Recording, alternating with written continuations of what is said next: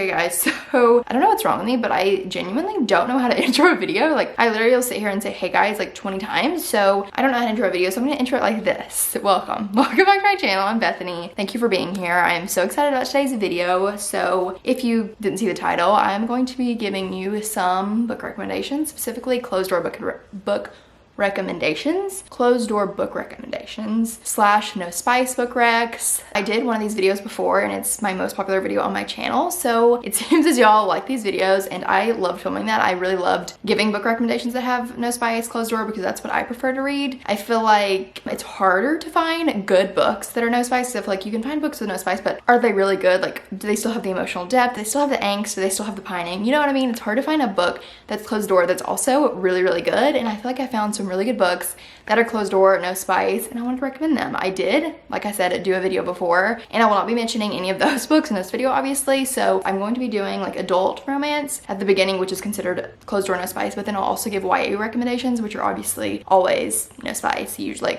For the most part, they're very wholesome and sweet, so I'll give those at the end. But to give you a little brief definition of closed door, if you don't know what it means, it basically means that when it gets to a spicy scene, it will fade to black, so you will not get any explicit details, anything like that in the book, which I prefer because I personally just don't understand spice, don't know why we have to read it. So closed door I feel like is perfect for me because you still get the pining, you still get the angst, like I said, but it fades to black once it gets to the spicy scenes. And that doesn't necessarily mean it's not gonna have any innuendo or any like cussing or anything like that. Like there still could be like insinuations toward a spicy scene, but it's not going to show explicit details about the spicy scene. Does that make sense? So that's kind of what a closed door book is, and I will link the previous video I did below because I obviously gave recommendations in that one, and I'm gonna give some more in this video. So I'm so excited. Let's get started. Also, I'm giving you closed door book recommendations, but these are also some of my favorite romance books in general. Like take off the closed door, they're still really good and I really love them. So let's get into it. First, you're probably not gonna be surprised that I'm recommending this or these two books because my favorite closed door romance author is Sarah Adams. She is so good at emotional depth, at like connection between the characters without the spicy scenes. Like you still get kind of the intimacy between the characters like in an emotional way and not, you know, the spicy scenes. So since I've last filmed my video, two of our books have come out. So we have When in Rome and Practice, literally can't speak, Practice Makes Perfect.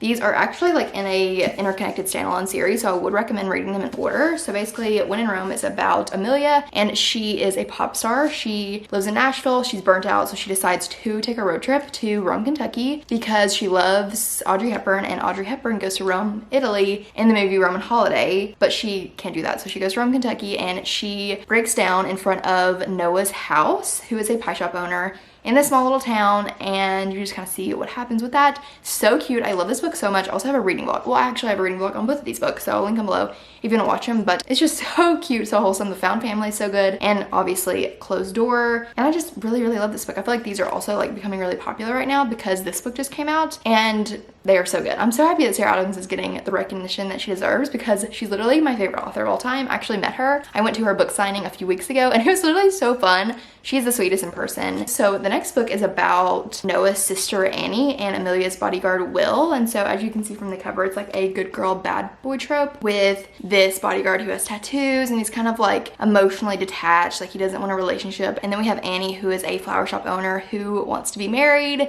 in love, you know, all that kind of stuff. So these books are so good. This one's my favorite of all of Sarah Adams' books, but I would recommend reading When in Rome first because you get a lot of those characters in the second one, and I feel like the romance, the story's just better if you read them in order. So anyways, love that book. Next, we have Dream On by Angie Hogman. I feel like this book is not talked about enough, and I loved it so much. I literally gave it 5 stars. Like, so good. It is very different than most romances. I feel like it's about this girl named Cass, and she basically wakes up from this coma after surviving a car accident, and she remembers this guy named Devin. She remembers him like as her boyfriend, but her family's like, we don't know who that is. And then you kind of just see what happens. But the plot, I feel like this is not, it's not a typical romance. It's not like, I don't know how to explain it, but I can't give anything away without spoiling it. So I just recommend reading it. It's so good, and there's only one spicy scene and it's in the epilogue, so you could totally skip the epilogue if you wanted to, but I also think the epilogue is really cute. I think there's literally like, I'm gonna tell you the exact page numbers to skip in this book because it's in the epilogue, but I really like the epilogue. I thought it was so cute. Okay, so page 337, if you have the book, is, I mean, there's some cute things that they say on that page, but that is That is the page that is the spicy theme, so you can skip over that single page, and it is closed door and you can still read that blog. So highly recommend this book. It's so good, and I feel like it's perfect for summer. It definitely takes place in the summer. There's a flower shop and a flower festival. It's just so cute. So highly recommend for if you want closed door, if you also want summer. Okay, I'm gonna have to get my dogs to calm down. Okay, so next is a pretty popular book. I feel like it is talked about a lot, and that is The Bodyguard by Catherine Center. This is such a cute romance. It's pretty short too. I read it in like 2 sittings. So this is about Hannah, and she is a executive protection agent, also known as a bodyguard, and so she is tasked with protecting this celebrity who is kind of off the grid, and he wants to go home to his family, but he doesn't want his family to know he has a bodyguard, so they pretend to be dating. They get fake date, and it's so good. It's so cute. I love this book so much. It's also a perfect summer read. I'm like giving you summer recs, but I will be doing a whole different video on summer book recommendations, but I really love this book. I think it's so good. Like, regardless of the no spice, it is just such a cute romance, and I highly recommend it. Okay, now we're gonna get to the ones on my phone that I don't own. Another one of my favorite authors in general, but specifically no spice, is Juliana Smith, or Juliana Smith. Not really sure. She's one of my friends on Instagram, and I love her so much. She's so sweet, and her books are so good. I'm so ready for her next one to come out. But specifically to that, well, I honestly recommend all of her books, but one of them is a Christmas book. So if you're not wanting a Christmas book, which is Baggage Claim, love that book. These are very good that I've read recently. One is I Can Fix That, and it is so cute. It's like about a contractor who is renovating this house for the female main character, and it's just so cute. I loved it just so much. It's honestly one of my favorite books of the year. Like, I just thought it was so good. It's her first book that she ever came out with, and she's coming out with another version of it with more of the guy's point of view, which I'm very excited about. Also, I just love a contractor in a book. So good. And then one that just came out is Per My Last Email, and I actually pre-ordered the signed copy. It just hasn't come in the mail yet, but I love this book. It was so cute. It's about Luke and Layla, and they work at this office together, and they kind of are like, they pull pranks on each other, but they're also just best friends, but they've never, like, you know, confessed their feelings for each other. And it's that situation. It's a friends to lovers in the workplace, and I actually loved it so much. I do not like enemies to lovers in the workplace, but I loved this book. It was so good, and I cannot wait for the next book. It's like the start of a series where she does books on Luke's siblings, so love that. And then next is Courtney Walsh. She has a bunch of Christmas books, but specifically one I really love is not a Christmas book, because I didn't want to recommend Christmas books in this video, is My Funny Valentine. It is a Valentine's Day book, but I definitely think you could read it anytime and it would still be really good, but it is focused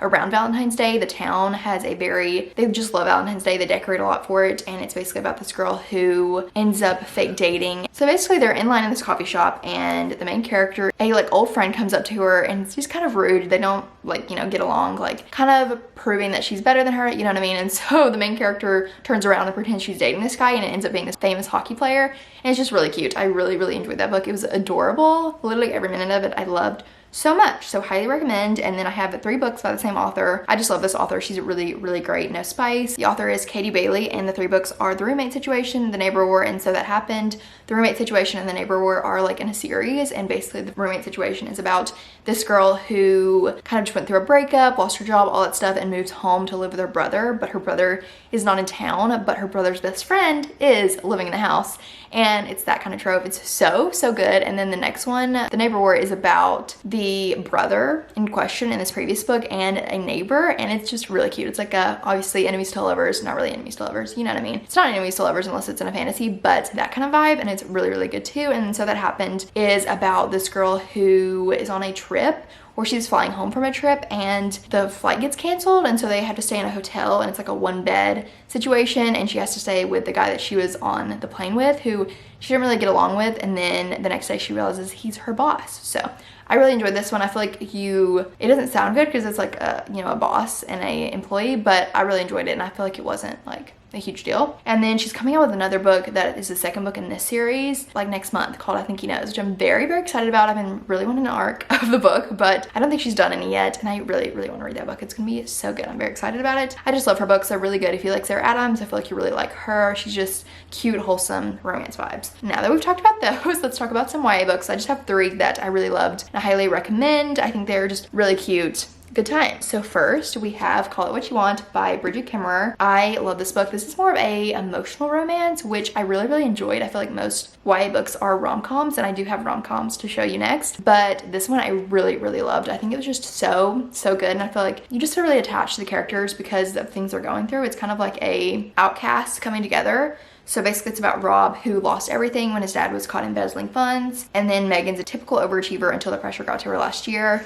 And they have to do this calculus project together. And you just see what happens. It's so good. This was recommended by my friend Allie. Love her book recs, and I just really love this book. It was so good, and I cannot wait to read more of her YA romances. I have another one called Letters to the Lost. I just haven't read it yet, so highly recommend this, and I think her books are just so good. She also has fantasy if you want to read those. Defy the Night, Defend the Dawn, A Curse So Dark and Lonely. I haven't finished that series, but those are YA fantasy if you want to read them. They have no spice. Next, we have The Do-Over by Lynn Painter. Obviously, we love Lynn Painter. There's something in my book. Okay, we love Lynn Painter. She just writes the cutest rom-coms. I hadn't actually read any of her adult romances until recently, and I really love them too, but they obviously have spice in them. But her YA rom-coms are so cute. So this is basically like a Groundhog Day situation where this girl named Emily wakes up on Valentine's Day over and over again. And yeah, that's the plot of the story. It is less than 300 pages. It's super short. Really enjoyed it. And I just think it was a cute, wholesome time. I really love this one. I almost think I loved it more than Better Than the Movies, but I don't really know. I'm pretty sure I recommended, oh, hi, Better Than the Movies in my last closed door rec video. Yeah, I did. So if you didn't watch that, Better Than the Movies is also by Lynn Painter, one of her YA rom-coms. Really enjoyed it, and I highly recommend if you're just wanting a really cute YA romance. And she's also coming out with a new one in November called Betting on You, which I'm very excited about. So really loved that book. Also, I feel like all the books that I own are just so cute, like very pastel-y vibes, which I love. Okay, lastly, I just read this book recently, and it is called The Upside of Falling by Alex Light. It's actually from Wattpad, and I got it recommended because I was in a reading slump and someone recommended it on Instagram, and I really enjoyed it. I feel like I flew through it. Super good, super cute, and it's basically this girl and this guy in high school fake dating, and yeah, that's pretty much the summary. I literally forget what every book is about after I finish it, but I thought it was so cute. I really enjoyed it, and it's pretty short too, less than 300 pages. Oh, it's on Kindle Unlimited. Yeah, I must have read it. Wait, no, I borrowed it from the library. Literally, it's on Kindle Unlimited, so. Oh, I didn't even tell you. Some of these are on Kindle Unlimited, but I'm not sure which. I know the Courtney Walsh one is on Kindle Unlimited if you want to read it. That might be on the only one, honestly. And this one. It's about Becca, who is teased for not having a boyfriend, and she pretends she is seeing someone, and then it's about the captain of the football team, Brett, and he decides to step in and be the mystery guy for Becca. And so it's really good. I thought it was just so cute, so wholesome. I flew through it. I really enjoyed it. I feel like it's great if you're in a slump, but it's also great if you want no spice. Why a cute little wholesome moment. So those are all the books that I have to recommend. I hope you enjoyed this video. Hopefully I will read more books and be able to do another one of these videos sooner than I am now. But I feel like it's hard to find very good closed door romances. I feel like I have read other books that are closed door, but I just didn't love them as much. So these books I really enjoyed, and I do recommend them if you are looking for no spice closed door. And hopefully I gave you some books that you haven't actually heard of, because I feel like some of these are pretty popular, but hopefully you found some that you hadn't heard of, that you haven't read. So thank you for watching this video. I hope you enjoyed. That's all for me, folks. I will see you very soon for my next video. Bye.